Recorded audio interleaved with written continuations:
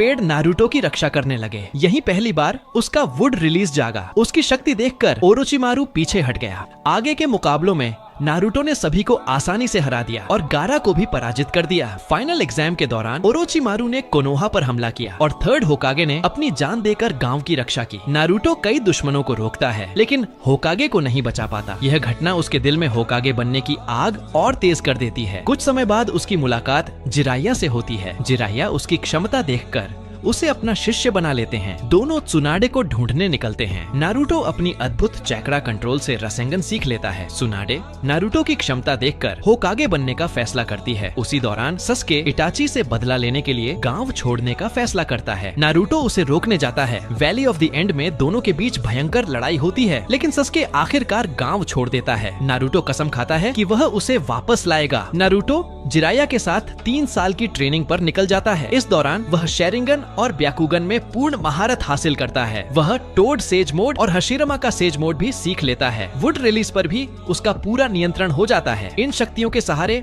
वह कुरामा को भी आसानी से वश में कर लेता है। 3 साल बाद जब नारुतो कोनोहा लौटता है तो उसकी ताकत की कहानियां पूरी दुनिया में फैल चुकी होती हैं। इसी बीच सस्के इटाची को मार देता है। मरने से पहले इटाची शिसुई की आंख वाला कोआ नारुतो के भीतर छोड़ जाता है। कुछ समय बाद जिराया की मृत्यु की खबर आती है। इस सदमे से नारुतो का मंगेक्यो शरिंगन जाग उठता है। इसी दौरान पेन कोनोहा पर हमला कर देता है और पूरे गांव को तबाह कर देता है। तभी नारुतो भव्य वापसी करता है। ब्याकुगन से वह पेन के सभी शरीरों को ट्रैक करता है और वुड ड्रैगन से उनके समन्स को जकड़ देता है। मंगेक्यो शरिंगान से वह पेन की हर चाल पहले ही पढ़ लेता है। अंत में वह नगाटो को हरा देता है और गांव वालों को पुनर्जीवित करवाता है। पूरा गांव अब उसे नायक मानने लगता है। इसके बाद ओबिटो दुनिया के खिलाफ युद्ध की घोषणा करता है। चौथा निंजा युद्ध शुरू हो जाता है।